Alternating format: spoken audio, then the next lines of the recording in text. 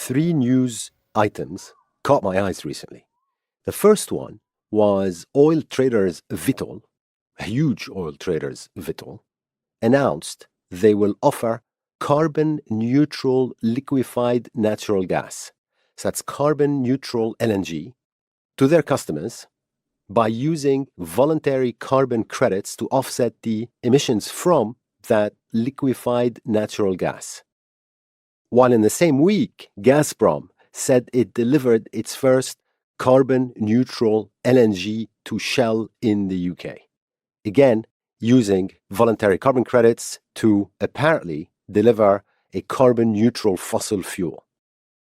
In other words, Vitol and Gazprom and Shell sold the very same old dirty polluting LNG which leaked all the way from production to transportation, then is going to be burned to continue to increase emissions.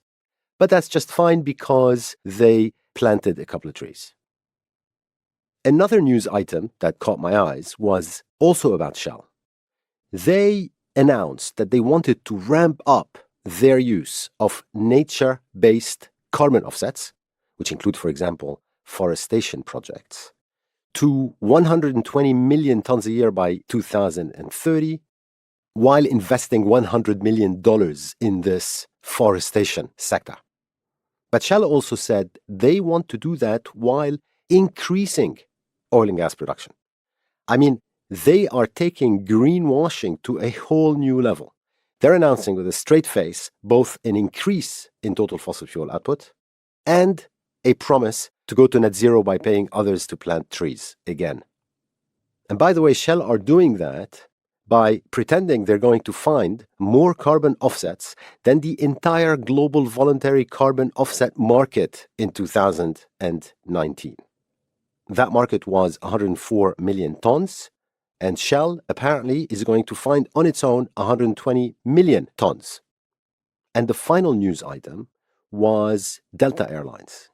Delta said it was going to spend $30 million to offset 13 million metric tons of carbon emissions last year as part of its pledge to help combat climate change.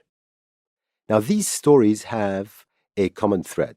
4 different companies all think that they can continue doing what they do, which, as far as climate change is concerned, is increasing emissions, while looking great doing it.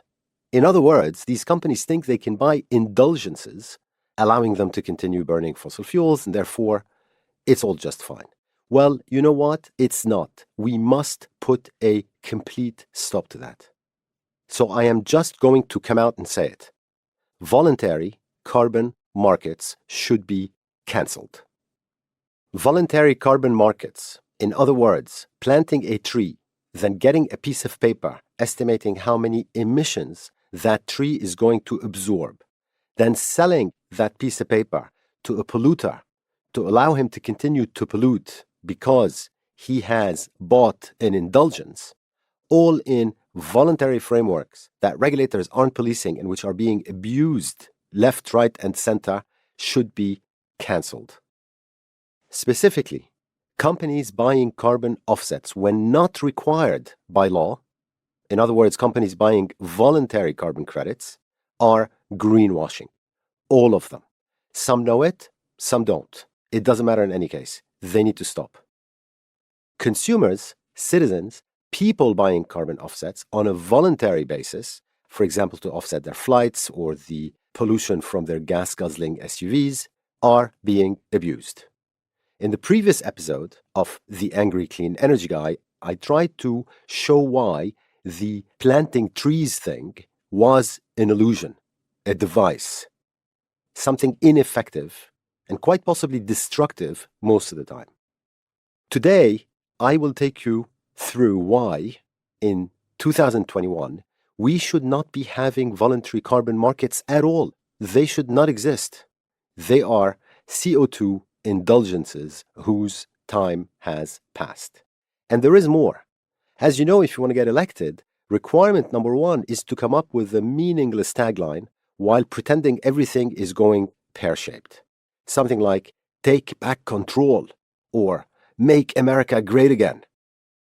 Similarly, apparently, if you want to pollute, requirement number one these days is to come up with a meaningless tagline while everything is actually going pear-shaped, something like net zero by 2050. And then you can just keep polluting at will, hiding behind voluntary carbon offsets. So, no more net zero, please. It's just zero.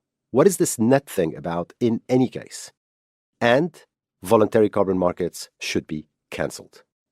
Welcome to episode 48 of the Angry Clean Energy Guy with me, Asad Razzouk. I am so happy you're here. Thank you.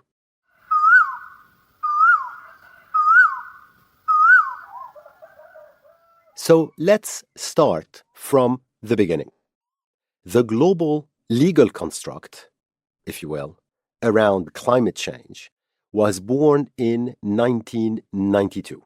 That's almost 30 years ago, when the United Nations Framework Convention on Climate Change, yes, I know it's a mouthful, was negotiated at the United Nations Conference on Environment and Development, another mouthful, but luckily this one more commonly known as the Earth Summit in Rio de Janeiro. So that was 1992 Rio. What this meant was that pretty much all the countries in the world agreed that we humans were interfering with the Earth's climate because we, humans, fueled industrialization with oil, gas, and coal, and by burning these or releasing them from under the crust of the Earth, we pumped enormous amount of gases into the atmosphere. Very straightforward so far. The gases, in turn, interfered with our natural climate cycles, threatening more floods, droughts, extreme heat than we can handle. Plus, on top, the Arctic and the Antarctic ice melting, the Himalayas collapsing, sea levels rising, etc. We did not know when our impact on the climate would be everywhere for everyone to see, or how exactly this would play out. But already back in 1992, we knew that this would lead in time to cities and countries being submerged, others becoming uninhabitable, and then yet more experiencing food shortages and lots of people on the move to more hospitable lands. Lots and lots and lots of climate refugees. So we, the world, had to act. And the 1992 Earth Summit was a historic first because it was the first time we brought into the debate the complex relationship between economic development on the one hand and environmental sustainability. In particular, at the time, the world had already agreed that countries had what's called common but differentiated responsibilities in fighting global climate change. These are code words that mean that rich countries, better equipped to confront the issue, and in any case responsible for most of the problem, because as they industrialized, they pumped far more gases into the atmosphere than poorer countries, should take the lead in fighting climate change. I suppose because it was Rio, it was a beautiful document at a beautiful moment in a beautiful city, and so everybody signed it. Once they left Rio, however, most, but in particular, the wealthy nations of Europe, North America, and Australia promptly ignored it. And that was a preview of decades of climate change talks that followed. Rich countries, in particular, especially ignored the bit which clearly indicated that there was a difference in responsibility between themselves, rich countries, and poorer countries. Rich countries were, and still are, responsible for the overwhelming majority of the pollution sent up into the atmosphere since the Industrial Revolution 200 years ago. President George Bush, father, gave a sneak preview of the difficulties the world will face in confronting this global problem by declaring that the American way of life is not negotiable. I am not exactly sure what he meant, given that clean energy and a cleaner planet actually enhance livelihoods, but I suspect he meant at the time that the Americans wanted to keep ultra-large refrigerators fueled with coal plants, gas-guzzling cars, energy-efficient buildings and roads, trillions of supermarket plastic bags that they like to throw away, yet somehow decrease their dependence on burning oil and gas at the same time. They wanted to have their cake and eat it too. So the entire effort, guided by the United Nations since then, became symbolic.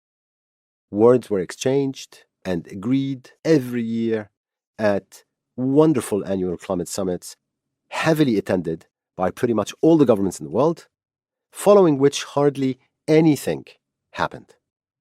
And it was Groundhog Day every year.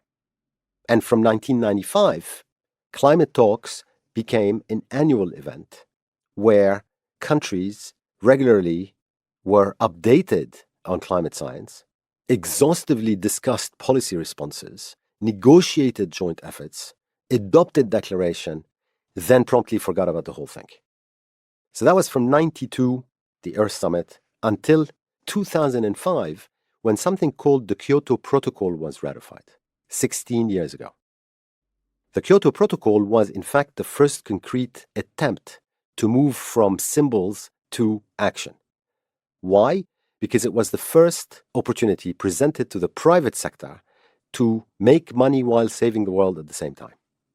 Pollution is agnostic, and it's ecumenical when it comes to its impact on the globe and the human race. It does not matter where that pollution is generated. It all ends up in the same place, which is our planet's atmosphere. And because it doesn't matter where that pollution is generated, the Kyoto Protocol was a courageous effort at the time to attack that pollution pretty much globally. Its focus was to reduce worldwide pollution by creating a way to give people a piece of paper they could sell to others if they reduced pollution and were able to prove it. The idea was to accelerate fighting climate change by focusing on where reducing pollution was cheapest, and then gradually move to more challenging countries and sectors. And so the whole Kyoto Protocol principle was to drive pollution reductions through market-based mechanisms and carbon credits. Why? Because this had proven to be a huge success before in the United States in the 1990s, when the 1990 Clean Air Act included pioneering cap and trade plans that created carbon markets which attacked, at the time, sulfur emissions and cut them down dramatically. And within a few years, the entire problem was gone. So, given that precedent from the United States, whereby we knew that market mechanism worked, provided they were regulated and enforced to fight pollution cost effectively, the Kyoto Protocol was designed and launched. And it was a means to introduce the very same proven market mechanisms to slash, this time, not sulfur emissions, but global greenhouse gas emissions. The carbon credits were supposed to act as financial incentives, and today there are many markets for carbon. But for simplicity, you can divide them into two pots. There are those mandated by laws and regulations, and those that are voluntary and not actually mandated, so where nobody's actually asking anybody to do anything. The carbon markets mandated by laws are called compliance markets, and they're governed by rules. The biggest and most famous are the European Union Emissions Trading Scheme, which is a regulated carbon market covering the European Union, as well as California's greenhouse gas scheme, and coming incredibly soon, within a couple of months, the Chinese Emissions Trading Scheme, which is going to be the largest in the world. New Zealand has one as well, as do some US northeastern states, and there are pockets of regulated carbon markets elsewhere. And the way these work is, if you're a business in certain selected sectors and you emit greenhouse gases, you're required to either decrease your emissions or alternatively buy a credit for each ton of carbon dioxide equivalent that you emit annually on top of that threshold. And you can buy these credits from governments or from businesses who reduce their emissions. Because if you as a business manage to reduce your emissions through, for example, better energy efficiency or capturing methane or many other techniques, you can actually create and earn those carbon credits, and then you can sell them to somebody who's polluting beyond their cap. What that does then is it commoditizes carbon credits and creates a market between all these polluters. And these markets generally trade only in their own carbon allowances, although some accept carbon offsets that come from a pollution reduction activity in a different country, but only if that pollution reduction activity in a different country complies with strict regulatory rules in that market.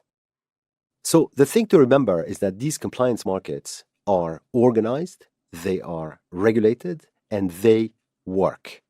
And the only key to making them work is political will. There is no other challenge. We know that they work. These regulated carbon markets took off from 2005, and that's including the Kyoto Protocol, the market for regulated European carbon, then California took off, and others. And the latest kid on the block this year is going to be China. The Kyoto Protocol market subsequently collapsed, pretty much disappeared, because of a lack of political will. But the other markets where political will was existent are working increasingly well and are delivering world-leading results, in particular in the EU and in California. But at the same time as these regulated carbon markets took off, a voluntary market turned up as well. And as I was saying earlier, the voluntary market is basically one where no one is telling anyone what to do, and these are the markets that need to be cancelled because they are a huge problem. Now, the way these voluntary markets were born is people created standards to certify that a carbon credit is respectable. Then, at the same time, developers went out and created projects that, for example, sequester carbon or cut it. Think afforestation, so planting trees again or sowing seeds in barren areas, or reforestation. And companies started buying these voluntary carbon offsets created by the developers, certified by the standards, the private standards, to meet their carbon reduction goals. And back in 2005, I was a huge supporter of this voluntary market and financed one of its standards for several years. But my expectation, and that of many others who understood the power of market-based mechanisms to solve pollution challenges, was that this voluntary market would run until 2020 and not beyond. Why?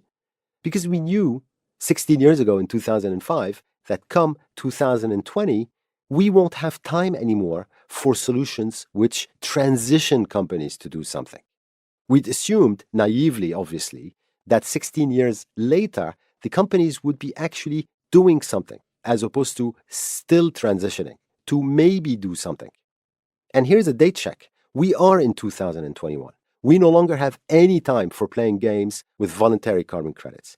Today, these are simply CO2 indulgences, and we cannot afford any, as in zero. Why? Because also back in 2005, we knew that the concentration of carbon in the atmosphere was increasing at a regular rate each year, and that rate of increase meant that by 2030, we would have locked in irreversible climate change at very dangerous warming levels. And guess what? We're in 2021 now. We're only 9 years from 2030. We have to move not to net zero, but to zero. Actions that do not decrease emissions directly are meaningless.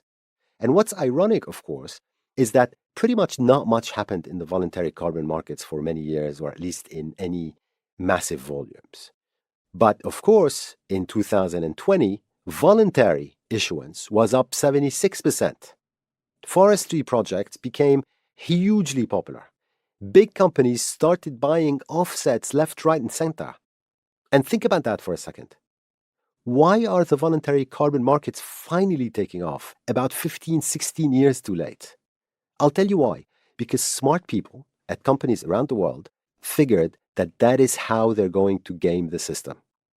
That is the best way, the voluntary carbon markets are, to do nothing at all while looking amazing. Vitol is selling carbon neutral LNG. Right? That sounds good, doesn't it? But in fact, it's completely meaningless. The carbon offsets attached to their LNG are coming from God knows where, certified by unregulated bodies and then monitored and verified in haphazard manners without consistency over the life that you've got to do these things over, which is 30 years. I mean, what are we reforesting now at historically world record speeds? The entire voluntary carbon market is an illusion. And bear with me just for 1 or 2 more minutes on that point. But on a related note, first, offsets accepted by compliance markets are fine. In other words, Vitol is more than welcome to go and buy compliance offsets, so offsets that are regulated by the European Union or by California in order to market its so-called carbon neutral LNG. Companies can go out and buy these if they can find them. But of course, most won't be able to find them, and even if they did, will not want to pay for them. Why? Because of their price. Companies like Shell and Vitol and Gazprom are paying $2 or less for these voluntary carbon credits. That's $2. That's because they have gamed those voluntary carbon markets. Last I checked, regulated carbon credits in Europe were $50. That's 25 times more. And if you run the numbers, what you'll see is that if oil and gas companies had to buy European compliance offsets, for example, many would be technically bankrupt immediately. Why? Because these regulated offsets are starting to communicate the real price of our burning of more oil, gas, and coal. And the price signal they're sending is that we simply cannot afford it. So the question is as follows. How do you get Shell to spend its money decreasing emissions rather than planting trees? At the moment, they are trying so hard to come out as the good guys, sometimes for spending 0.1% of their revenues on a bunch of trees in the wrong place, planted in the wrong way. And I'm talking Shell generically, by the way. This applies to any oil, gas, and coal company or trader that is even uttering the words carbon neutral or net zero. It applies to banks. It applies to everybody hiding behind voluntary carbon markets. They are all greenwashing unless they are buying compliance credits, and that should be the general rule in the public domain. And here's another question. Many people want to do the right thing. Citizens. They compute their carbon footprint from living, traveling, eating, driving. Then they go and they try and find carbon offsets that they can buy to offset that carbon footprint. Should they do that? Well, private individuals go to the voluntary carbon markets once again to do that. And the answer is they should absolutely not do that. And here's a fun fact to explain this. The very first carbon calculator with traction was invented by BP, the oil company. Why? Because deliberately, what BP wanted was to shift responsibility to you and me, the consumers, which tragically allows them to increase production as we consume more of their stuff. I mean, how crazy is that? We should not be encouraging them. Do not offset your carbon footprint. You shouldn't be having carbon footprint to begin with through corporate and government action. In addition, as far as the consumer is concerned, the voluntary carbon offset that the consumer is buying is both overpriced. I mean, we don't have the power of Vitol to source the absolutely cheapest carbon offsets in the world and then add those to our LNG cargo. And they're also ineffective because the carbon credits that an individual is buying are probably linked to a planting trees project, which is 75% odds ineffective.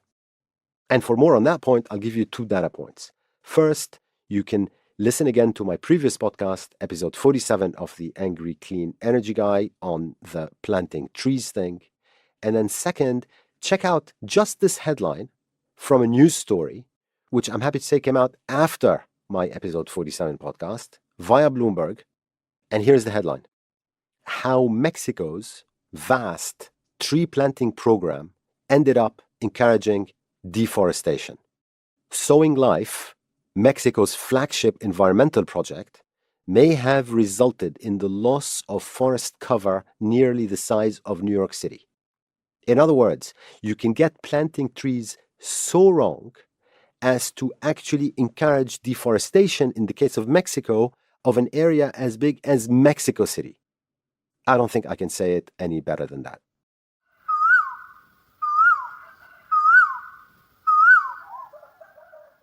Let's take a step back and admire what happened. The world agrees climate change is a huge problem in Rio in 1992. That's 29 years ago. Emissions keep rising. Then, global climate talks deliver the Kyoto Protocol as an effective instrument in 2005. That's 16 years ago. Emissions keep rising. Then, the world tanks the Kyoto Protocol in 2012. That's 9 years ago. Emissions keep rising. The world wakes up again in Paris in 2015 and agrees the Paris Climate Agreement. That's 6 years ago. Emissions keep rising.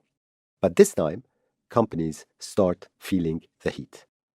And a couple of years later, after Paris, comes out the concept of net zero, which ranks up there with Take Back Control and Make America Great Again, introduced by very smart people gaming the systems. And guess what? Emissions keep rising. Even a global pandemic could not move the needle. Surely that's a testament to how hard companies in particular and investors are trying to game the system. We need to call them out. The existence of the voluntary carbon market in 2021, this year, the mere existence of that market is a testament to our failure. Cancel the voluntary carbon markets so that companies have no more place to hide, so that companies are forced to run faster, much, much faster. So let me say it again. The entire voluntary carbon market is a sham, an illusion promotion device, and needs to be cancelled. There, I've said it. Yes, price carbon, absolutely. That is an imperative. But that needs to be done in the context of a regulated cap and trade market with laws and with rising offset prices that also have a minimum level. Companies should and can buy carbon offsets, but only those carbon offsets accepted in a compliance market regulated by a government. Otherwise, it's just hot air. And anything else is greenwashing in terms of carbon offsets. And to close, here are two examples of what I thought was good corporate practice to contrast and compare with all those companies playing hide and seek on climate. Federal Express, for example, the packaging giant, said a few days ago that it was aiming to become carbon neutral, and to back up its objective, it was going to spend $2 billion toward that goal, plus fully electrify all its parcel pickup and delivery fleet, invest in less polluting aviation fuels and more efficient planes. And FedEx also gave Yale University $100 million to scientifically explore better natural carbon sinks and what we can do about those. And obviously, FedEx flies an enormous amount of planes. So clearly, they are not going to go carbon neutral anytime soon. However, they're trying. They're not hiding behind carbon offsets. And at the same time, their fate also depends on innovation in electric aircraft. And we know that's coming. They're putting proper money behind their pledge. And my expectation would be that FedEx would be increasingly investing in that carbon neutral goal over the next few years, hopefully without a single time referring to carbon offsets. Then over in Europe, Morrisons, the British supermarket chain, said it's going to source all its products from net zero British farms by 2030, largely by switching to renewable energy, reducing water and fertilizer use, and embracing climate-smart agriculture. At the same time, it's going to work with farmers to encourage them to restore grassland, peatland, forest, and hedgerows on their own estate. Now, that makes sense.